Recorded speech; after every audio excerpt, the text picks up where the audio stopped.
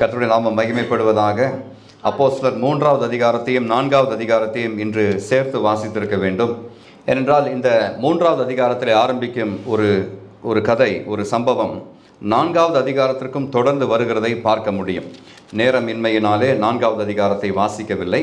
4வது அதிகாரத்தை வாசிக்க வேண்டும் என்றால் இந்த சம்பவம் அப்போஸ்தலர் நடவடிக்கைகள் 4வது அதிகாரத்தினுடைய 20வது வசனம் வரைக்கும் போகிறதை நாம் பார்க்க முடியும். 20 அல்ல, மன்னிக்கணும், அற்புதமாய் சுஸ்தமாய் 22வது வசனம் வரைக்கும் போகிறதை பார்க்க முடியும். 3வது அதிகாரம் 4வது அதிகாரம் சேர்த்து வாசிக்க வேண்டிய 2 அதிகாரங்கள், ஒரு வேத பகுதி. அப்போஸ்தலர் நடவடிக்கைகள் 3வது அதிகாரம் 1 முதல் அப்போஸ்தலர் நடவடிக்கைகள் 4வது அதிகாரம் 20 வரைக்கும் உள்ள வேத பகுதியை வாசித்தால் இன்று ஆண்டவர் நம்மோடு கூட நமக்கு தரும் அந்த செய்தி நமக்கு புலனாகும். Acts 3 verse 1 to Acts 4:20 is a passage for today's sermon. In the prescribed passage we just read,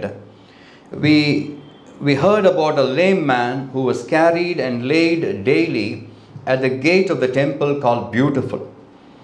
அலங்கார வாசல் என்னப்பட்ட தேவாலய வாசலண்டையிலே தினந்தோறும் சில மனிதர்களால் சுமந்து கொண்டு வரப்பட்ட ஒரு மனிதன் இருந்தான். அந்த மனிதனை குறித்து வேதம் இப்படி சொல்லுகிறது, அவன் பிறப்பிலேயே சப்பானியாக பிறந்தவன். தன் தாயின் வயிற்றில் இருந்த பொழுதே அவன் சப்பானியாய் உருவானான். தன் தாயின் வயிற்றிலிருந்து சப்பானியாய் பிறந்த ஒரு மனுஷனை சுமந்து கொண்டு வந்தார்கள் என்று பார்க்கிறோம். It looks as though the people who were managing him had a very profitable business. இந்த மனிதனை சுமந்து கொண்டு வந்த அந்த மனிதர்கள் ஒன்றுக்கும் அதிகமானவர்கள் இருந்திருக்க வேண்டும். அவர்களுடைய காரியத்தை கவனிக்கும் பொழுது லாபகரமான ஒரு தொழிலை அவர்கள் செய்து கொண்டிருந்தார்கள் என்று நமக்கு புலப்படும். At least 3 people, including the lame man who was being carried, were living off the alms given by the Jewish devotees, and they must have been doing it for the past couple of years. ஒரு சில வருஷங்களாக அவர்கள் இந்த காரியத்தை செய்து வந்திருக்க வேண்டும். அதனுடைய காரியத்தை ஏன் என்று சொல்லுகிறேன். I told you this must have been happening for at least 2 years. 2-3 வருஷங்களாக இந்த சம்பவம் நடந்திருக்க வேண்டும் என்று நான் சொல்ல காரணம் உண்டு. காரணம் என்னன்னா, I say this because Jesus did not meet this man during his many visits to the temple in Jerusalem. எருசலேம் நகரத்தில் இருக்கும் தேவாலயத்திற்கு இயேசு பலமுறை வந்து போயிருக்கிறார். ஆனால் இயேசு வந்த நேரங்களிலே ஒருவேளை இந்த சப்பானியான மனுஷன் இல்லாமல் இருந்திருக்கக்கூடும், அல்லது இயேசு கிறிஸ்துவனுடைய சிலுவை மரணம் மற்றும் உயிர்த்தெழுதலுக்கு பிறகே இந்த சப்பானியான மனுஷனை அலங்கார வாசல் என்னப்பட்ட தேவாலய வாசல் அண்டையிலே கொண்டு வந்து வைப்பதற்கு இந்த சகோதரர்கள் சில ஆயத்தங்களை எடுத்திருக்கக்கூடும் என்று நினைக்க வாய்ப்பு உண்டு. If Jesus had seen this lame man, இந்த சப்பானியாக பிறந்த மனுஷனை இயேசு கிறிஸ்து தேவாலய வாசலிலே கண்டிருந்தால் அவனை கண்டும் காணாததை போல போயிருக்க மாட்டார். This lame man would have been healed too. இந்த மனுஷனுக்கும், இந்த சப்பானியாக பிறந்த மனுஷனுக்கும் சுகம் கிடைத்திருக்கும். இயேசுவினுடைய கண் பார்வை மட்டும் அவன் மேலே பட்டிருந்தால், உயிர்த்தெழுதலுக்கு முன்பதாக அல்லது சிலுவை மரணத்திற்கு முன்பதாக இயேசு கிறிஸ்துவினுடைய கண்களில் இந்த மனுஷன் பட்டிருந்தானே ஆனால் அவனுக்கு நிச்சயமாக சுகம் கிடைத்திருக்கும் என்றே விசுவாசிக்க ஏது உண்டு. Now the temple in Jerusalem in Jesus' time had 3 prescribed times for prayers and sacrifice. 1வது வசனம் சொல்லுகிறது, ஜெப வேளையாகிய 9ஆம் மணி நேரத்தில் யூதர்களுக்கு தேவாலயத்தில் வந்து ஜெபிப்பதற்கும் பலி செலுத்துவதற்கும் 3 குறிப்பிடப்பட்ட நேரங்கள் இருந்தன. They had 3 prescribed times for prayers and sacrifice. அதிலே முதல் நேரம் என்பது 3ஆம் மணி நேரம். 3ஆம் மணி நேரம் என்பது காலை 9 மணி. இரண்டாவதாக 6ஆம் மணி நேரம் என்ற ஒரு நேரத்திலே அவர்கள் தேவாலயத்திலே வந்து அவர்கள் தேவனை தொழுது கொள்வார்கள், ஜெபிப்பார்கள். 6வது மணி நேரம் என்பது நம்முடைய மத்தியானம் 12 மணி நேரம், 12 noon. ஆனால் இந்த இடத்துல ஜெப வேளையாகிய 9ஆம் மணி நேரத்திலே தான் பேதுருவும் யோவானும் தேவாலயத்திற்கு போனார்கள் என்று பார்க்கிறோம். And in the 9th hour, which is our 3 p.m., மத்தியானம் 3 மணிக்கு பேதுருவும் யோவானும் தேவாலயத்திற்கு போனார்கள் என்று பார்க்கிறோம். This timing is significant because the 9th hour sacrifice, also known as the evening sacrifice, was a daily lamb sacrifice. இந்த குறிப்பிடப்பட்ட நேரம் 9ஆம் மணி நேரம் என்பது மிகவும் விசேஷமான ஒரு நேரம். யூதர்களுக்கு, ஆலயம் செல்லும் யூதர்களுக்கு மிகவும் விசேஷமான நேரம். ஏனென்றால் இந்த 9ஆம் மணி நேரத்தில், அதாவது மத்தியானம் 3 மணிக்கு தினமும் ஒரு ஆடு பலி செலுத்தப்படும் தேவாலயத்தில். தினமும் அது நடக்கும். அந்த பலி செலுத்தப்படும் நேரத்தில் தான் இவர்கள் உள்ளே போனார்கள் என்று பார்க்க முடிகிறது. This timing is also significant because Jesus died at the 9th hour. 9ஆம் மணி நேரத்தில் தான் இயேசு கிறிஸ்து சிலுவையிலே தம்முடைய ஜீவனை நீத்தார் என்று நாம் அறிந்து வைத்திருக்கிறோம். ஏன்? Why did Jesus take that special time? அவர் அதற்கு முந்தின இரவிலேயே பிடிக்கப்பட்டார்.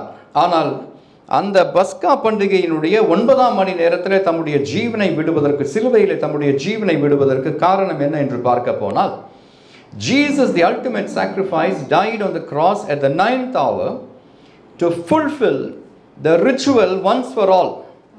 ஒரே முறையாக நியமிக்கப்பட்ட அந்த பலியை செலுத்துவதற்காக இயேசு கிறிஸ்து 9ஆம் மணி நேரத்தில் தம்முடைய ஜீவனை விட்டார் என்று நாம் தெரிந்து கொள்ள வேண்டும். இந்த மனுஷனுக்கு நடந்த சுகத்தை குறித்து 3 வசனங்களிலே நாம் பார்க்கிறோம். 12வது வசனம் 3:12. பேதுரு ஜனங்களை பார்த்து பேசும் பொழுது பேதுரு சொல்லுகிறான், இவனை நாங்கள் நடக்க பண்ணினோம். இவனை நாங்கள் நடக்க பண்ணினோம். 16வது வசனத்தை நீங்கள் பார்ப்பீர்களே ஆனால், அங்கே அதற்கு அந்த சுகத்திற்கு கொடுக்கப்பட்டிருக்கும், அந்த விடுதலைக்கு கொடுக்கப்பட்டிருக்கும் வசனம் சர்வாங்க சுகம். சர்வாங்க சுகம் இவனுக்கு கிடைத்தது. அது மட்டுமல்ல, 4வது அதிகாரத்தினுடைய 9வது வசனத்தை நீங்கள் வாசித்து பார்ப்பீர்களே ஆனால், அங்கே அந்த சுகத்திற்கு கொடுக்கப்பட்டிருக்கும் வார்த்தை உபகாரம் என்று இருக்கிறதை பார்க்கிறோம். உபகாரம் அல்லது அடுத்த வரியில ஆரோக்கியம் என்று இருக்கிறதை பார்க்கிறோம். ஒரு சுகத்தை, ஒரு விடுதலையின் அனுபவத்தை என்ன பெயரிட்டு நீங்கள் அழைத்தாலும், உபகாரம் என்றோ, ஆரோக்கியம் என்றோ, நடக்க பண்ணினோம் என்றோ, சர்வாங்க சுகம் என்றோ, எப்படி பெயரிட்டு அழைத்தாலும், சுகம் கிடைத்த மனுஷனுக்கு அதனுடைய சந்தோஷம் அவனுக்கு மட்டுமே தெரியும். அல்லேலூயா. Now we read in the Bible that this lame man was healed instantaneously. உடனடியாக, உடனடி சுகம், அற்புத சுகம் அவனுக்கு கிடைத்தது என்று பார்க்கிறோம். நாள் ஆக ஆக அவனுடைய வியாதி குணமாகவில்லை. நாள் ஆக ஆக அவனுடைய கால்களுக்கும் கரடுகளுக்கும் பலன் கிடைக்கவில்லை. வேதம் சொல்லுகிறது அவனுடைய கால்களும் கரடுகளும் உடனே பலன் கொண்டது. 7வது வசனம், உடனே அவனுடைய கால்களும் கரடுகளும் பலன் கொண்டது என்று பார்க்கிறோம். The Bible says in Acts 3:8, 3வது அதிகாரம் 8வது வசனத்திலே நாம் பார்க்கிறோம், so he leaping up stood and walked and entered the temple with them, walking, leaping and praising God. அவனுக்கு சுகம் கிடைத்த உடனே அவன் செய்த காரியத்தை லூக்கா இப்படி எழுதுகிறான், அவன் குதித்து எழுந்து நின்று நடந்தான். நடந்து குதித்து தேவனை துதித்து கொண்டு அவர்களுடனே கூட தேவாலயத்திற்குள் பிரவேசித்தான் என்று எழுதப்பட்டிருக்கிறதை பார்க்கிறோம். This lame man was healed instantaneously. ஆனால் எனக்கு பிரியமானவர்களே, இன்று நமக்கு தெரியும், வயிற்றிலிருந்து, தாயின் வயிற்றிலிருந்து சப்பானியாக பிறந்த மனுஷனுக்கு மருத்துவர்கள் கொடுக்கும் சுகம் எப்படிப்பட்ட சுகமாக இருக்கும்? இப்படியெல்லாம் நடக்காது. குதித்து எழுந்து நின்று நடக்கலாம் முடியாது. நடந்து குதித்து தேவனை துதித்து கொண்டு தேவாலயத்திற்குள் பிரவேசிக்கும்படியான சுகத்தை எந்த மருத்துவனும் இன்று கொடுக்க முடியாது. அப்படிப்பட்ட சுகத்தை கர்த்தர் மட்டுமே கொடுக்க முடியும் என்பதை நாம் புரிந்து கொண்டால் கர்த்தரை மகிமைப்படுத்தாமல் இருக்க முடியாது. ஆனால் இன்று கிடைக்கும் மருத்துவ வசதிகளின் மூலமாக கிடைக்கும் சுகம் எப்படிப்பட்ட சுகம் என்று சொல்கிறேன். அந்த சுகத்தை என்னிடத்தில் யாராவது எழுத சொன்னால் நான் இப்படி எழுதுவேன். So he leaned his arms on the ground and stood up, and after he had gained enough strength in his feet and legs, he wobbled around and hobbled into the temple holding on to Peter and John என்றே எழுத வேண்டி இருக்கும். எப்படி அவன் யதார்த்தமாக அவனுக்கு கிடைத்த சுகம் எப்படிப்பட்டதாக இருந்திருக்க வேண்டும்? in a natural progression of healing, இயற்கையாக அவனுக்கு ஒரு சுகம் கிடைத்தது என்றால், மருந்து மாத்திரைகளினாலே சுகம் கிடைத்திருந்தது என்றால், அவன் என்ன செய்திருக்க வேண்டும்? அவன் கைகளை நிலத்திலே ஊன்றி கால்களுக்கு பலன் கிடைத்த உடனே தடுமாறி எழுந்து பேதுருனுடைய கையை பிடித்து, யோவானுடைய கையை பிடித்து பற்றி கொண்டு நொண்டி தேவாலயத்திற்குள்ளே போயிருக்க வேண்டும். அப்படிப்பட்ட சுகம்தான் இவனுக்கு கிடைத்திருக்க வேண்டும். ஆனால் யோசித்து பாருங்க, வேதம் சொல்லுகிறது 4வது வசனத்திலே 4வது அதிகாரம் 20வது வசனத்திலே வேதம் சொல்லுகிறது, இவனுக்கு 40 வயதிற்கு மேற்பட்டவனாய் இவன் இருந்தான். He was a man who was above 40. 40 வருஷங்களாக இவன் நடந்ததே கிடையாது. 40 வருஷங்களாக நடக்க முடியாத மனுஷனுக்கு ஆண்டவர் சுகம் கொடுத்த பொழுது அவனுக்கு நடந்தது என்ன என்று பார்க்கிறோம். அவன் குதித்து எழுந்து நின்று நடந்தான். நடந்து குதித்து தேவனை துதித்து கொண்டு போனான் என்று பார்க்கிறோம். He did it in a clockwise and an anti-clockwise manner. இதை அவன் நேச்சுரலாகவும் செய்தான், ரிவர்ஸிலும் செய்து பார்த்தான் என்றே வேதம் நமக்கு சொல்லுகிறதை பார்க்கிறோம். அல்லேலூயா சொல்லுவீங்களா? Because the man was lame from birth. இவன் தாயின் கருவிலிருந்து பிறந்த நாள் முதலே நடந்து பார்க்கவில்லை. இவன் நடந்ததே கிடையாது. அப்படிப்பட்ட மனிதனுடைய அவனுடைய மாம்ச திசுக்கள், தசைகள் எல்லாம் எப்படி இருந்திருக்க வேண்டும்? His muscles must have been totally wasted. அவன் கால்களிலே சதை போன்ற ஒரு காரியம் இருந்திருக்கும். எலும்பும் தோலுமாக காட்சி அளித்திருக்க வேண்டும் அவன். His muscles should have been totally wasted. He had never walked in his life. நடக்கும் அனுபவம் என்ன என்றே அவனுக்கு தெரியாது. It would have still been a miracle if Peter made him limp around, because for a man who was lame from birth, to limp around would have been a great progress in his life. Hallelujah. Hallelujah. பேதுரு அவனை குதித்தெழுந்து நடக்கலாம் வைத்திருக்க வேண்டாம். அதாவது பிறவியிலேயே சப்பானியாக இருந்த மனுஷன் நொண்டி நடந்திருந்தாலே அந்த நாளிலே பெரிய அற்புதமாக எண்ணப்பட்டிருக்கும். ஆனால் இவன் நொண்டி நடக்கவில்லை, தடுமாறி நடக்கவில்லை, நடப்பதற்கு கொம்பு தேடவில்லை. அவன் குதித்து எழுந்து நடந்தான் என்று வேதம் நமக்கு சொல்லுகிறது. நடந்து குதித்து தேவனை துதித்து கொண்டு அவர்களுடனே கூட தேவாலயத்திற்குள் பிரவேசித்தான். He must have been stronger than Peter and John themselves. பேதுருவை விட, யோவானை விட பலன் உள்ளவனாக அந்த நாளிலே அவன் இருந்திருக்க வேண்டும் என்று நான் நினைக்கின்றேன். Hallelujah. I once heard a doctor tell a heart patient not to eat meat anymore. ஒரு இருதய பிரச்சனை உள்ள ஒரு பேஷண்ட் இடத்துல ஒரு டாக்டர், ஒரு ஹார்ட் ஸ்பெஷலிஸ்ட் ஒரு முறை சொன்னதை நான் கேட்டேன். இனிமே அம்மா நீங்கள் இறைச்சியெல்லாம் சாப்பிடக்கூடாது என்று சொன்னதை நான் கேட்டேன். When the patient protested, அது எப்படி டாக்டர் இருக்க முடியும் என்று பேஷண்ட் திரும்பி கேட்ட பொழுது டாக்டர் அந்த பேஷண்ட்டை பார்த்து இப்படி கேட்டார், Didn't you have enough of it so far in life? இது வரைக்கும் நீங்கள் சாப்பிட்டதெல்லாம் உங்களுக்கு போதாதா என்று கேட்டார். நான் அந்த இடத்துல இருந்தேன். இது வரைக்கும் சாப்பிட்டீங்களே போதாதா என்று கேட்டார். I am happy and I am glad, I rejoice because my God is not like the doctor. என்னுடைய தேவன், நீங்களும் நானும் வழிபடும் நம்முடைய தேவன் இந்த மருத்துவரை போல உள்ளவர் அல்ல என்பதற்காக நான் தேவனை துதிக்கிறேன். ஆமென் சொல்லணும். Hallelujah. Hallelujah. God is good and he is a good doctor. நம்முடைய தேவன் நல்ல மருத்துவராக இருக்கிறார். அவருக்கு நமக்கு எங்கே சுகம் தேவை என்பதை அறிந்திருக்கிறார். எப்பொழுது சுகம் கொடுக்க வேண்டும் என்பதை அறிந்திருக்கிறார். When God heals, he heals completely. கர்த்தர் ஒரு மனிதனுக்கு, ஒரு மனுஷிக்கு சுகம் கொடுக்கும் பொழுது அந்த சுகம் முழுமையான சுகமாக இருக்கும். That healing will be complete in itself. And my God doesn't ask you to limit your desires and to continue in your limitations. உங்களுடைய ஆசைகளை எல்லாம் கொஞ்சம் வகைப்படுத்தி கொள்ளுங்கள். இதுவரைக்கும் சாப்பிட்டீர்களே, இதுவரைக்கும் நடந்தீர்களே, இனிமேல் கொஞ்சம் தவழ்ந்து தான் நடக்க முடியும், கொஞ்சம் தாங்கி தான் நடக்க முடியும் என்றெல்லாம் இந்த சப்பானியான மனுஷனை பார்த்து என் தேவன் சொல்லவே இல்லை. நீ நடப்பதே பெரிய விஷயம், நீ தவழ்ந்து நடந்தால் போதும், அல்லது தாங்கி நடந்தால் போதும் என்று அரைகுறை சுகத்தை என் தேவன் அந்த மனுஷனுக்கு கொடுக்கவில்லை. இன்றும் கூட கர்த்தர் நமக்கு அப்படித்தான் சுகத்தை தருகிறார். He doesn't ask you to make compromises in your lifestyle. ஏதோ இன்னும் கொஞ்ச நாள் தானே, பரலோகத்திற்கு வருவதற்கு நேரம் நெருங்கி விட்டது, நான் வருவதற்கு சபையை சேர்த்துக் கொள்வதற்கு நேரம் நெருங்கி விட்டது, அதனால் கொஞ்சம் அட்ஜஸ்ட் பண்ணிக்கொள் என்று கர்த்தர் எந்த மனுஷனையும் பார்த்து சொல்லுவதில்லை. அற்புத சுகம் கொடுக்க வேண்டும் என்று தேவன் தீர்மானித்து விட்டால் அது நிரந்தரமான சுகமாகவே இருக்கும் என்று கர்த்தர் நமக்கு காண்பிக்கின்றார். ஆமென் சொல்லுவீங்களா? ஹல்லேலூயா, ஹல்லேலூயா. Luke, the man who wrote the book of Acts, was an evangelist and a doctor. இந்த அப்போஸ்தலர் நடபடிகள் என்ற புத்தகத்தை எழுதின மனுஷனுடைய பெயர் லூக்கா. அவன் ஒரு சுவிசேஷகனாகவும் அவன் ஒரு மருத்துவனாகவும் இருந்தான். அதனால தான் நீங்கள் பார்க்கணும், அப்போஸ்தலர் நடபடிகளை பார்த்தீங்கன்னா வேறு எந்த சுவிசேஷ புத்தகத்திலும் கிடைக்கக்கூடாத சில தகவல்களை லூக்கா உபரி தகவல்களாக இந்த புத்தகத்தில் நமக்கு தருவான். He was very meticulous in gathering records.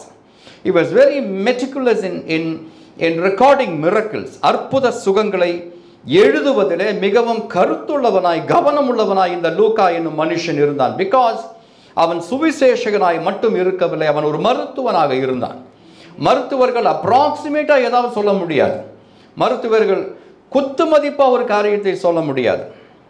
அவங்களுக்கு சயின்டிஃபிக்காக அந்த காரியம் நிரூபணம் ஆனால் மட்டுமே அதை மற்றவர்களுடைய பகிர்ந்து கொள்வார்கள். And so this man investigated this miracle.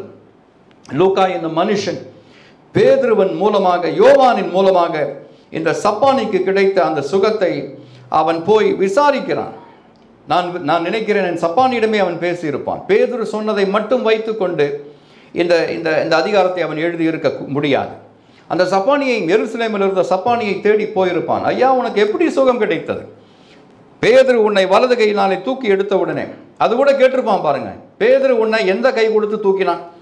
பேதுரு சொல்லுகிறான் வலது கை என்று சொல்லுகிறான்.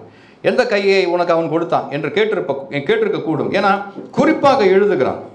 2வது வசனம் பாருங்க, மன்னிக்கணும், 6வது வசனம் பாருங்க, 7. அப்பொழுது பேதுரு, வெள்ளியும் பொன்னும் என்னிடத்தில் இல்லை, என்னிடத்தில் உள்ளதை உனக்கு தருகிறேன், நசரேயனாகிய இயேசு கிறிஸ்துவின் நாமத்திலே நீ எழுந்து நட என்று சொல்லி வலது கையினால் அவனை பிடித்து தூக்கி விட்டான். எந்த கையில தூக்கி விட்டா என்ன? சுகம் கிடைத்தால் போதாதா என்று இருக்கவில்லை. எந்த கையினாலே தூக்கி விடப்பட்டவன் என்றும் அவன் குறிப்பாக எழுதி வைக்கிறதை பார்க்கிறோம். அல்லேலூயா, அல்லேலூயா சொல்லுவீங்களா? Miraculous healings are a specialty of our God Jesus. அற்புத சுகம் என்பது நம்முடைய ஆண்டவராகிய இயேசுவினுடைய ஒரு பிரத்யேக காரியம். அவர் நமக்காக ஆயத்தம் செய்து வைத்திருக்கும் காரியம் என்பதை நாம் தெரிந்து கொள்ள வேண்டும். Luke was a traveling assistant to Apostle Peter and showed diligence in recording what happened exactly in the way it happened. எப்படி நடந்தது என்பதை அப்படியே விசாரித்து எழுதுகிறதிலே ஒரு திறமை உள்ள மனிதனாக இந்த லூக்கா என்னும் சுவிசேஷகன் இருந்தான் என்று நாம் தெரிந்து கொள்ள வேண்டும். அதனால் லூக்கா இப்படி எழுதுகிறான். அவன் குதித்து எழுந்து நின்று நடந்தான், நடந்து குதித்து தேவனை துதித்து கொண்டு அவர்களுடனே கூட தேவாலயத்திற்குள் பிரவேசித்தான். இதை 2 பேரிடமும் அவன் விசாரித்திருக்க வேண்டும். யோவானிடமும் பேதுருவிடமும் இந்த சப்பானியான மனுஷனிடத்திலும் அவன் விசாரித்திருக்க வேண்டும். Tell me exactly what happened when Peter gave his right hand to you. பேதுரு தன்னுடைய வலது கரத்தை உனக்கு நேராக நீட்டி உன்னை பிடித்த உடனே என்ன நடந்தது குறிப்பாக சொல் என்று அவனிடத்தில் கேட்டு விசாரித்து எழுதி வைத்தான் என்று பார்க்கிறோம். Miraculous healings, besides being supernatural occurrences in themselves, make the beneficiaries do supernatural things. அற்புத சுகத்திற்கு ஒரு பிரத்யேக ஒரு தன்மை உண்டு. அது என்ன தெரியுங்களா? அற்புத சுகம் என்று ஏன் அதை அழைக்கிறோம் தெரியுமா? ஒரே நாளிலே திடீரென்று கிடைக்கிற சுகத்திற்கு அற்புத சுகம் என்று சொல்லுகிறோம். அற்புத சுகம் கிடைக்கப்பட்ட மனுஷனுக்கும் மனுஷிக்கும் கூட இயற்கைக்கு அதீதமான காரியங்களை செய்யும் வல்லமையை கர்த்தர் கொடுப்பதினாலே it is known as a supernatural occurrence. Hallelujah. Miracles defy logic. இன்று வரைக்கும் உங்களுடைய வாழ்க்கையிலே அற்புத சுகம் என்ன என்று தெரியாமல் இருப்பீர்களே, ஆனால் கர்த்தரிடத்தில் இன்று அவருடைய பாதப்படியை பிடித்துக் கொண்டு கேளுங்க, எனக்கு இன்று அற்புத சுகத்தை தருவீராக. Miracles defy logic. உங்களுடைய ஞானத்தை, உங்களுடைய புத்தியை கடந்ததாகவே அற்புத சுகங்கள் எப்பொழுதுமே இருக்கும். Miracles, hallelujah, they are beyond the power of nature and reason. இயற்கைக்கு அதீதமானது, உங்களுடைய புத்திக்கு எட்டாத காரியத்தை தான் அற்புத சுகம் என்று சொல்லுகிறோம். மருத்துவர்களிடத்தில் இந்த மனுஷனை கொண்டு போய் இவனை சோதிக்கும்படி, இவனை பரிசோதிக்கும்படி சேர்த்திருந்தால், மருத்துவமனையில் அட்மிட் பண்ணியிருந்தால் 3 மாதம் அவன் அங்கேயே போட்டிருப்பாங்க. எல்லா டெஸ்ட்டும் எடுத்திருப்பாங்க. எக்ஸ்ரே இதுலேருந்து எம்ஆர்ஐ வரைக்கும், சிடி ஸ்கேன் வரைக்கும் எடுத்து பார்த்துருப்பாங்க. அப்புறம் கடைசியாக சொல்லுவாங்க, he is a medical miracle, we don't know how it happened but it happened, yes என்று அவனை வீட்டுக்கு அனுப்புவார்கள். கர்த்தர் அப்படிப்பட்ட காரியங்களை இன்றும் செய்து வருகிறார் என்று நாம தெரிந்து கொள்ள வேண்டும். அந்த சுகம், அப்படிப்பட்ட சுகம் எனக்கு கிடைக்க வேண்டும், என்னுடைய வீட்டிலே கிடைக்க வேண்டும், நான் ஜெபிக்கும் மனுஷர்களுக்கு கிடைக்க வேண்டும் என்று நாம ஜெபிக்க வேண்டும் பிரியமானவர்களே. அல்லேலூயா. அற்புதங்கள் எப்பொழுதுமே இயற்கைக்கும் புத்திக்கும் அப்பாற்பட்டதாகவே இருக்கும். When miracles occur, someone is shamed என்று நாம தெரிந்து கொள்ள வேண்டும். அற்புத சுகம் ஒரு மனுஷனுக்கு கிடைக்கும் பொழுது சாத்தான் வெட்கப்பட்டு போகிறான் என்பதை நாம தெரிந்து கொள்ள வேண்டும். சாத்தான் ஒருபுறம் வெட்கப்படுகிறதையும் கர்த்தர் மறுபுறத்திலே மகிமைப்படுவதையும் நாம பார்க்க முடியும். ஆமென் சொல்லுவீங்களா? ஹல்லேலூயா. When miracles occur, Satan is shamed and God is glorified. Satan revels in keeping us under curse, sin and bondage. சாத்தானுக்கு எப்பொழுதுமே 3 கட்டுகளை நம்மையிலே போட்டு நம்மை அதிலே அழுத்தி வைக்க வேண்டும் என்று அலாதி பிரியம் உண்டு. அந்த 3 கட்டுகள் என்ன? பாவத்தின் கட்டு, சாபத்தின் கட்டு, பலு, உலகத்தினுடைய கவலை என்னும் பலு. இந்த 3ஐயும் நம்மையிலே போட்டு நம்மை அழுத்தி வைக்க வேண்டும் என்று அவனுக்கு அலாதி பிரியம் உண்டு. ஆனால் கர்த்தர் செய்யும் காரியம், God delights in setting us free from sin, curse and bondage. இந்த 3லிருந்துமே நம்மை விடுதலை பண்ண வேண்டும் என்றே கர்த்தர் விருப்பப்படுகிறார். ஆமென் சொல்லுவீங்களா? அல்லேலூயா. பாவத்தின் கட்டுகளிலிருந்து, சாபத்தின் கட்டுகளிலிருந்து, உலக கவலையின் பலுவிலிருந்து நம்மை விடுதலை பண்ண வேண்டும் என்றே கர்த்தர் இன்றும் விருப்பப்படுகிறார். அல்லேலூயா. I want you to give God the praise for this thing. கர்த்தர் உங்களுக்கு பாவத்திலிருந்து, சாபத்திலிருந்து, உலக கவலை என்னும் பலுவிலிருந்து விடுதலை தந்திருந்தால் கர்த்தரை துதிக்கும்படி, மகிமைப்படுத்தும்படி கேட்கிறேன். ஆமென் சொல்லுவீங்களா? 3வது அதிகாரத்திலும் 4வது அதிகாரத்திலும் பார்க்கும் இன்னொரு விசேஷமான காரியத்தையும் உங்களுக்கு நான் அறிமுகப்படுத்த விரும்புகிறேன். This lame man, the Bible says here, was healed by the name of Jesus. Hallelujah. இயேசுவின் நாமத்தினாலே இந்த சப்பானி, பிறவி சப்பானி, தாயின் கருவிலிருந்தே நடக்க முடியாத சப்பானி இயேசுவின் நாமத்தினாலே சுகமடைந்தான் என்று வேதம் இங்கே குறிப்பாக எழுதி வைத்திருக்கிறதை பார்க்கிறோம். ஒரு முறை எழுதி வைத்திருந்தால் அதை பேதுரு எழுதி வைத்தால் அப்படியே விசுவாசிக்கலாம் என்று விட்டுவிடலாம். ஆனால் 3 முறை, 3 times Peter goes on and on and on to repeat this truth. Hallelujah. Hallelujah சொல்வீங்களா? ஒரு அற்புத சுகம் நடக்கும் பொழுது, ஒரு அற்புதம் நடக்கும் பொழுது, ஒரு மகிமையான காரியம் நடக்கும் பொழுது, we usually attribute miracles to the power of God. அந்த அற்புதம் எப்படி நடந்தது? அது தேவனுடைய வல்லமை, it is the power of God என்று சொல்லுவோம். ஆனால் இந்த இடத்துல பொதுவாக தேவனுடைய வல்லமை என்று பேதுரு சொல்லவில்லை. குறிப்பாக விசேஷமாக சொல்லுகிறான், இது இயேசு கிறிஸ்துவின் நாமத்தினாலே அவனுக்கு கிடைத்த சுகம். கைகளை உயர்த்தி தேவனை மகிமைப்படுத்துவேன். In this passage 3 times Apostle Peter took pains to emphasize the miraculous healing of the lame man was because of the name of Jesus. சப்பானியான மனுஷனுக்கு சுகம் கிடைத்தது எப்படி? 3 முறை, 1 முறை அல்ல, 2 முறை அல்ல, 3 முறை பேதுரு திரும்ப திரும்ப சொல்லுகிறான், இயேசுவின் நாமத்தினாலே அவனுக்கு சுகம் கிடைத்தது. அப்போஸ்தலர் 3:6 பாருங்க. அப்போஸ்தலர் 3:6 சுகம் கொடுப்பதற்கு முன்னதாகவே இயேசுவின் நாமத்தை பேதுரு உபயோகப்படுத்துகிறதை பார்க்கிறோம். வெள்ளியும் பொன்னும் என்னிடத்தில் இல்லை, என்னிடத்தில் உள்ளதை உனக்கு தருகிறேன், நசரேயனாகிய இயேசு கிறிஸ்துவின் நாமத்தினாலே நீ எழுந்து நட என்று சொன்னான் என்று பார்க்கிறோம். Hallelujah. And when people gathered around him, Apostle John and the lame man and the lame man who was now healed at Solomon's porch, Peter gave glory to the name of Jesus. இந்த மனுஷன் முதலிலே இருந்த இடம் அலங்கார வாசல் என்னப்பட்ட தேவாலய வாசல். அவனுக்கு சுகம் கிடைத்த பிறகு அவன் தேவாலயத்திற்குள்ளே பிரவேசிக்கிறான். முதலில் இருந்த இடத்துல அல்ல, 2வது ஒரு இடத்திற்கு போகிறான். வேதம் இப்படி எழுதி வைக்கின்றது. லூக்கா எழுதுகிறான், சாலமோனுடைய மண்டபத்திலே பேதுருவும் யோவானும் இந்த குணமாக்கப்பட்ட சப்பானியான மனுஷனும் நின்று கொண்டிருக்கும் பொழுது அவர்களை பார்க்க ஜனங்கள் அவர்களிடத்தில் ஓடி வந்தார்கள். சப்பானி ஓடினான், குணமாக்கப்பட்டவன் ஓடினான். இப்பொழுது குணமாக்கப்பட்ட மனிதனுக்கான ஜனங்களும் ஓடி வருகிறதை பார்க்கிறோம். அல்லேலூயா. அத்தனை வருஷங்களும், அத்தனை மாதங்களும், அத்தனை ஓய்வு நாட்களிலும் இந்த சப்பானியான மனுஷன் தேவாலய வாசலிலே, அலங்கார வாசல் என்னப்பட்ட வாசலில் தான் இருந்தான். ஒரு மனுஷனும் அவனை பொருட்படுத்தவில்லை. ஆனால் சுகம் கிடைத்து குதித்து எழுந்து நடந்தான் என்று பார்த்த உடனே அவனை பார்ப்பதற்கு சாலமோனுடைய மண்டபத்தில் நிற்கும் அவனை பார்ப்பதற்கு ஜனங்கள் ஓடி வந்தார்கள் என்று பார்க்கிறோம். Hallelujah.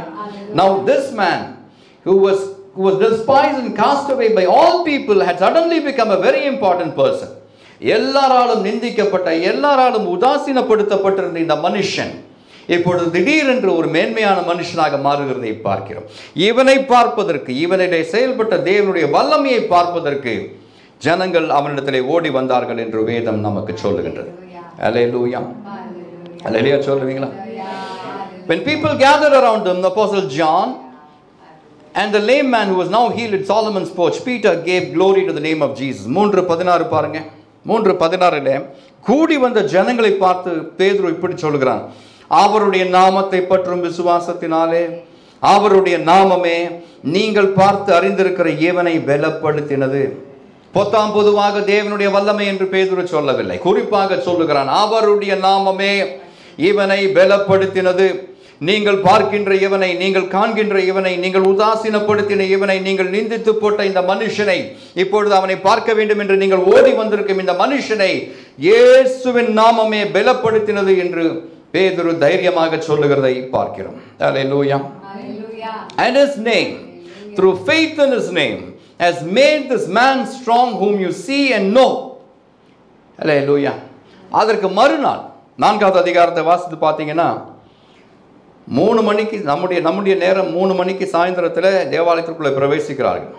இவனுக்கு சுகம் கொடுக்கப்பட்டது என்ற ஒரே காரணத்தினாலே, இயேசுவினுடைய நாமத்தை இவர்கள் பிரசங்கம் பண்ணினார்கள், உபதேசம் பண்ணினார்கள் என்ற ஒரே காரணத்தினாலே இவர்களை கொஞ்ச நேரம் பிடித்து சிறைச்சாலையில் வைக்கிறார்கள். அற்புத சுகம் கொடுத்தவர்களுக்கு கிடைத்த நன்மை இதுதான். அல்லேலூயா. இன்று கூட நீங்க மற்றவங்களுக்காக ஜெபித்து கொண்டிருப்பீங்க, ஆனா யாருக்காக ஜெபிச்சீங்களோ அவங்களே உங்களை பார்த்து சில காரியங்களை கேட்கிற காலம் அந்த காலத்தில் நாம் இருக்கிறோம். யாருக்காக நாம் ஜெபிச்சோமோ, யாருக்காக நாம் உபவாசம் இருந்தோமோ, அவர்கள் தேவனை அறியாதவர்களாக, நம்மிடத்திலும் நன்றி இல்லாதவர்களாக திரும்பி நம்மை எதிர்த்து நிற்கும் காலத்தில் நாம் வந்திருக்கிறோம். அப்படிப்பட்ட காலத்தில் தான் பேதுருவும் இருந்தான். அவர்களை பிடித்து சிறைச்சாலையிலே வைத்தார்கள். 4வது அதிகாரம் 3வது வசனம். அவர்களை பிடித்து சாயங்காலமாக இருந்தபடியினால் மறுநாள் வரைக்கும் காவலில் வைத்தார்கள். பரோல் கிடைக்கல, பெயில் கிடைக்கல. ஏன்னா ஈவினிங் இவர் போனதே 3 மணிக்கு, சாயந்தரம் 3 மணிக்கு தான் போனார். 5 மணிக்கெல்லாம் தேவாலய வாசல் மூடப்பட்டு விடும். சபத்து மன்னிக்கணும், சபத்தா என்று தெரியவில்லை, ஆனால் மறுநாள் ஆரம்பமாகிவிடும். அதனாலே இவர்களை பிடித்து காவலிலே வைத்தார்கள் என்று பார்க்கிறோம். மறுநாள் இவர்களை கூப்பிட்டு யூதர்களுடைய குழுவில், யூதர்களுடைய கூட்டத்தில் சானஹெட்ரின்ல இவர்களை விசாரிக்கிறார்கள். விசாரிக்கும் பொழுது the next day after a brief imprisonment, when the Jewish council asked Peter, by what power or by what name have you done this? He said, by the name of Jesus Christ of Nazareth, whom you crucified, whom God raised from the dead. By him this man stands here before you whole என்று அவர்களை பார்த்து சொல்லுகிறதை பார்க்கிறோம். அல்லேலூயா சொல்லுவீங்களா? கூடி வந்தவர்கள் பிரதான ஆசாரியனாகிய அன்னாவும் கைபாவும் யோவானும் அலெக்சாந்தரும் பிரதான ஆசாரியருடைய குடும்பத்தார் யாவரும் எருசலேமிலே கூட்டம் கூடி அவர்களை நடுவே நிறுத்தி, அவர்களை என்றால் யாரும் பேதுருவையும் யோவானையும் சப்பானியையும் நடுவில் நிறுத்தி, நீங்கள் எந்த வல்லமையினாலே எந்த நாமத்தினாலே இதை செய்தீர்கள் என்று கேட்டார்கள். Watt power, what authority, what name, எந்த வல்லமை, எந்த நாமம் அவர்களுக்கு தெரிய வேண்டியிருந்தது. அதுதான் பேதுரு வேண்டுமென்றால் அங்கேயும் பொதுவாக பேசியிருக்கலாம். உங்களுடைய தேவனும் என்னுடைய தேவனும் நீங்களும் நானும் வழிபடும் யெகோவா தேவனுடைய வல்லமையினாலே என்று சொல்லியிருந்தான் விட்டிருப்பாங்க. ஆனால் அவர்களுக்கு பிடிக்காத ஒரு காரியத்தை, இயேசுவின் நாமத்தை அங்கே பேதுரு தைரியமாக பிரசங்கம் பண்ணுகிறதை பார்க்கிறோம். அவன் சொல்லுகிறான், உங்களால் 10வது வசனம் 4:10, உங்களால் சிலுவையில் அறையப்பட்டவரும் தேவனால் மரித்தோர்ந்து எழுப்பப்பட்டவருமாயிருக்கிற நசரேயனாகிய இயேசு கிறிஸ்துவின் நாமத்தினாலேயே இவன் உங்களுக்கு முன்பாக சொஸ்தமாய் நிற்கிறான் என்று உங்கள் எல்லாருக்கும், இஸ்ரவேல் ஜனங்கள் எல்லாருக்கும் தெரிந்திருக்க கடவுது என்று பேசுகிறதை பார்க்கிறோம். The power of the name of the risen Lord, உயிர்த்தெழுந்த கர்த்தராகிய இயேசு கிறிஸ்துவினுடைய நாமத்தின் வல்லமை இது. அல்லேலூயா. வீடு கட்டுகிறவர்களாகிய உங்களால் அற்பமாய் எண்ணப்பட்ட அவரே மூலைக்கு தலைக்கல்லானார் என்றும் பேதுரு சொல்லுகிறதை பார்க்கிறோம். Praise God for the name of Jesus. இயேசுவின் நாமத்திற்காக தேவனை மகிமைப்படுத்தும்படி கேட்கிறேன். the name above all names. உங்களுக்கும் எனக்கும் தெரிந்திருக்கும் எல்லா நாமங்களிலும் விசேஷமான நாமம், எந்த நாமத்திலும் மேலான நாமம். அல்லேலூயா. நான் நினைக்கிறேன் பேதுரு வீட்டிலிருந்து வரும்பொழுதே ஒரு காரியத்தை தீர்மானம் செய்து வந்திருக்க கூடும். இன்னைக்கு கர்த்தர் என் கையின் மூலமாக ஏதாகிலும் செய்வார். இன்று கர்த்தர் என் கையின் மூலமாக ஏதாகிலும் ஒரு நன்மையை, ஏதாகிலும் ஒரு அற்புதத்தை செய்வார். அப்படி செய்யும் பொழுது எந்த வல்லமையினாலே, எந்த நாமத்தினாலே இதை செய்தீர்கள் என்று என்னை பார்த்தும் என்னோடு கூட இருக்கிறவர்களை பார்த்தும் கேட்கும் பொழுது இயேசுவின் நாமத்தை நான் மகிமைப்படுத்த வேண்டும். அந்த நாமத்தை குறித்து ஒரு விசேஷ காரியத்தை நான் சொல்ல வேண்டும். அந்த காரியம் என்ன? 4:12 சொல்லப்பட்ட காரியம். அவராலே அன்றி வேறு ஒருவராலும் ரட்சிப்பு இல்லை. நாம் ரட்சிக்கப்படும்படி வானத்தின் கீழெங்கும் மனுஷர்களுக்குள்ளே அவருடைய நாமமே அல்லாமல் வேறொரு நாமம் இல்லை என்று சொல்ல வந்தான். அதை சொல்லவே செய்தான். ஆமென். சொல்லுவீங்களா? Hallelujah. Apostle Peter was doing some mighty evangelism here. வல்லமையான ஒரு ஊழியத்தை, வல்லமையான ஒரு சுவிசேஷ பிரசங்கத்தை இங்கே நடத்தி கொண்டிருக்கிறதை பார்க்கிறோம். அவன் என்ன சொல்ல வந்தானோ, God had set the platform for that. Hallelujah. கர்த்தருடைய பிள்ளைகளை, இயேசுவின் நாமத்தை நீங்கள் மகிமைப்படுத்த வேண்டும் என்று தீர்மானித்து விட்டால் அதற்கு வேண்டிய மேடையை கர்த்தர் ஆயத்தம் பண்ணி தருவார். This miracle was a platform for Peter to proclaim the name of Jesus. Hallelujah. இந்த மனுஷனுக்கு கிடைத்த அற்புத சுகம் என்பது இயேசுவின் நாமத்தை அறிவிப்பதற்கு பேதுருவுக்கு கொடுக்கப்பட்ட பிரசங்க மேடையாக இருந்தது என்று நாம தெரிந்து கொள்ள வேண்டும். கைகளை உயர்த்தி தேவனை மகிமைப்படுத்த முடிந்தால் மகிமைப்படுத்தும்படி கேட்கிறேன். ஹல்லேலூயா. நாம ரட்சிக்கப்படும்படி நமக்கு கிடைக்க பெற்றிருக்கும் ஒரே நாமம், வேறொரு நாமத்தாலும் ரட்சிப்பு இல்லை. வானத்தின் கீழெங்கும் மனுஷர்களுக்குள்ளே இயேசுவின் நாமமே அன்றி வேறொரு நாமம் இல்லை என்று இன்று நீங்களும் நானும் கேட்டிருக்கிறோம். கர்த்தருடைய நாமத்தை மகிமைப்படுத்துவோம். ஆமென்.